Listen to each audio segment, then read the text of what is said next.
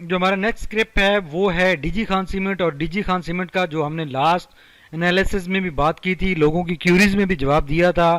कि ये जब 110 का लेवल क्रॉस करेगा तो ये एक मोमेंटम में आ जाएगा। राइट नाउ जो आज की कैंडल बनी है ये बहुत ही अच्छी कैंडल बनी है। देखें जैसे ये कैंडल बनी थी, इस कैंडल के ऊपर भी लास्ट हमने एनालिसिस किया था कि अब उम्मीद बन रही है कि ये इस रेजिस्टेंस लेवल को ब्रेक कर सकता है, लेकिन इसने नहीं किया। दोबारा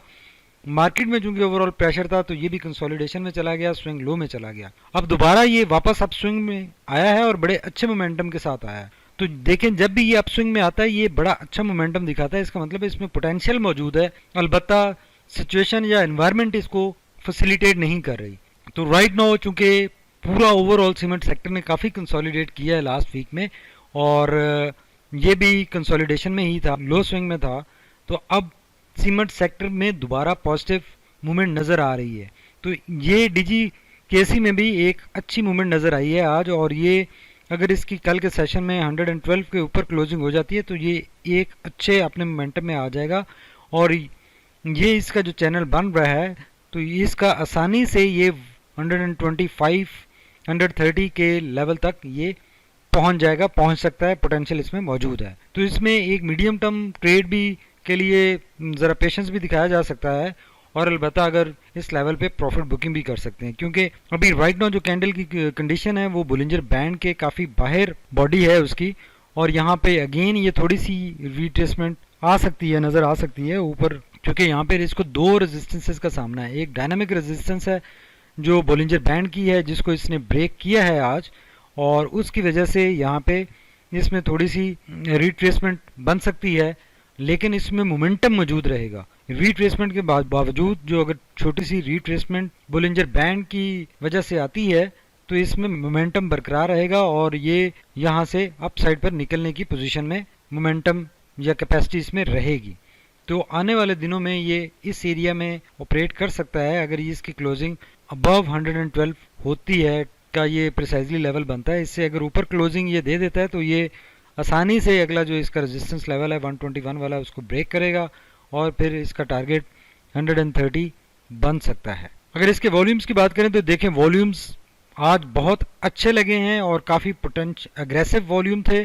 और जैसे यहाँ पर हमने बात की थी कि अच्छी कैंडल बनी थी तो वॉल्यूम अच्छे लगे थे, अब उससे भी ज़्यादा वॉल्यूम्स इसमें लगे हैं। इसका मतलब है कि ये वो लेवल है जिसके ऊपर बहुत सारे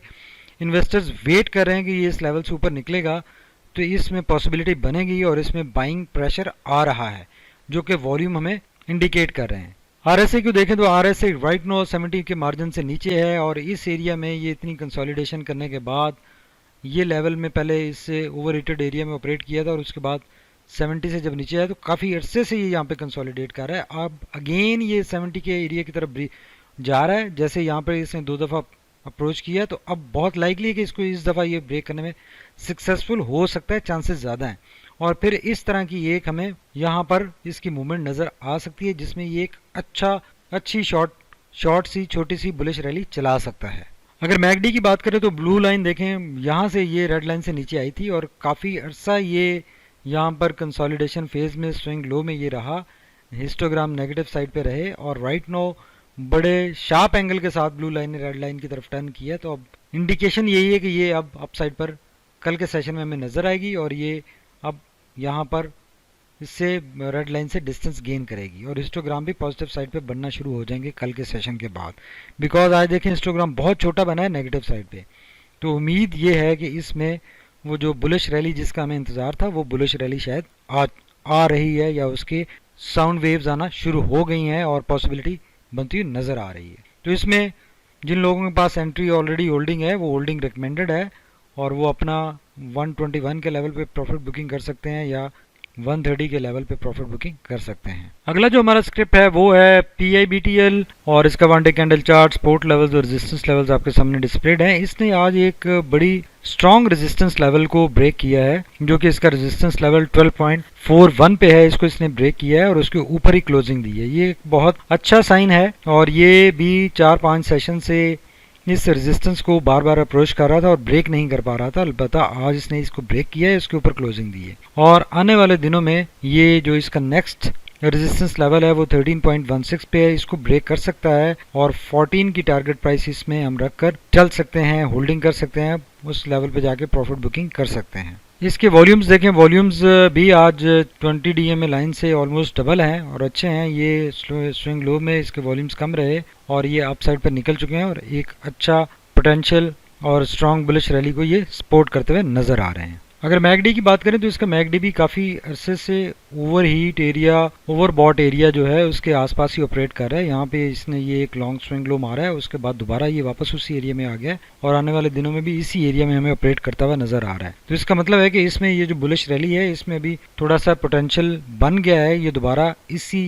लेवल पे ऑपरेट करते हुए अच्छा ये अपने मोमेंटम को जारी रख सकता है, इसमें पोटेंशियल मौजूद है, कैपेबिलिटी मौजूद है। अगर मैकडी की बात करें तो मैकडी देखें, यहाँ से जो बुलिश रैली स्टार्ट हुई थी वो यहाँ से स्विंग लो में आने के बाद ब्लू लाइन अप साइड पर ही है और एक पॉजिटिव ट्रेंड में ही नजर आ रही है। हिस्टोग्राम यहाँ पे दो नेगेटिव साइड पे बने थे, ये इसका स्विंग लो एक्सटेंड हुआ था, उसके बाद से इसने अपने ट्रेंड को रिज्यूम किया हुआ है और पॉजिटिव साइड पे है, अच्छी मोमेंटम में है और नजर आ रहा है डिस्टेंस ये अगेन गेन कर रहा है, हिस्टोग्राम अगेन बड़े होना शुरू हो गए हैं। तो इसमें परेशानी वाली बात नहीं है, इसमें होल्डिंग स्टिल रिकमेंडेड है और इस लेवल पे अलबत्ता इसमें थोड़ा सा प्रेशर आ सकता है और प्रॉफिट बुकिंग की जा सकती है या थोड़ा सा लॉन्ग टर्म के लिए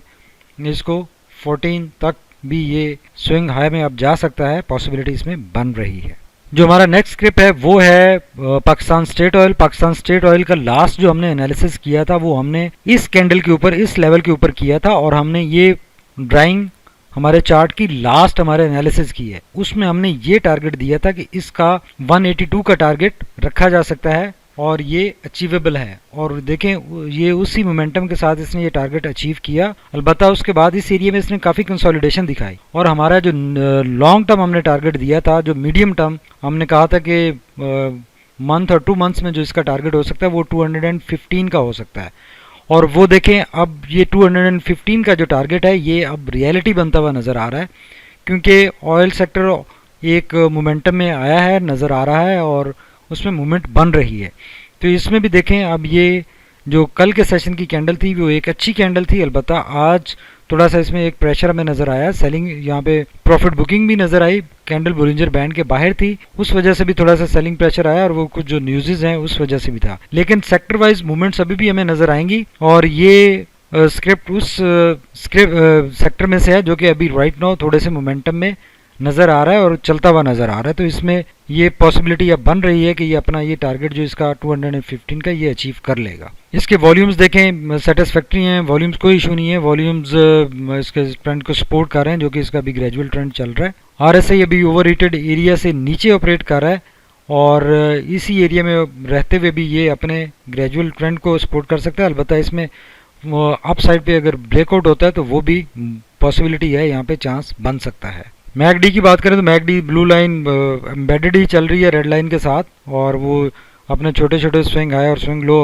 बनाती हुई हमें नज़र आ रही है, लेकिन अलबत्ता ओवरऑल यहाँ से जो ट्रेंड स्टार्ट हुआ था वो उसको इसने अभी तक फॉलो कर रहा है। अलबत्ता उसमें स्ट्रेंथ कम हो चुकी है और अब दोबारा इस एरिया में कम हुई थी स्ट्रेंथ और दोबारा ये डिस्टेंस गेन करना इसने स्टार्ट किया और इस दफ़ा पॉसिबिलिटी है कि ये दोबारा एटलीस्ट ये यहाँ पे जो डिस्टेंस है इतना ये गेन करेगा और उस मोमेंटम में आएगा जिस मोमेंटम से ये बुलिश रैली स्टार्ट हुई थी। तो इसमें भी जिनकी लॉन्ग अवेटेड एंट्रीज हैं उनके लिए होल्डिंग्स रिकमेंडेड हैं। अलबत्ता इस लेवल पे फ्रेश एंट्री भी इसमें की जा सकती है for the target price of 215। लेकिन इसमें थोड़ा सा इसकी ये हो सकता है कि बिकॉज अभी राइट नाउ चूँकि थोड़ा सा ओवरऑल ग्लोबली चीज़ें थोड़ी सी कंप्रोमाइज्ड हैं, थोड़े से न्यूज़ बैड चल रही हैं, बैड नहीं कहना चाहिए, थोड़ी सी कम्प्लेक्स सेंसिटिव न्यूज़ हैं जिसकी वजह से इसमें थोड़ा सा हमें किसी वक्त भी किसी भी स्क्रिप्ट में या सेक्टर में प्रेशर नज़र आ सकता है। उम्मीद है आप लोगों को हमारे आज के टेक्निकल एनालिसिस और ये सिलेक्शन पसंद आई होगी। हमारे चैनल को सब्सक्राइब कीजिए, लाइक कीजिए और बेल आइकॉन भी प्रेस कीजिए ताकि हमारी हर आने वाली वीडियो आप तक पहुंचे और कमेंट्स में ज़रूर लिखें कि वो कौन सा स्क्रिप्ट है जिसका हम टेक्निकल एनालिसिस आने वाली वीडियो में शामिल करें। Thank you very much for watching my ideas trading YouTube channel.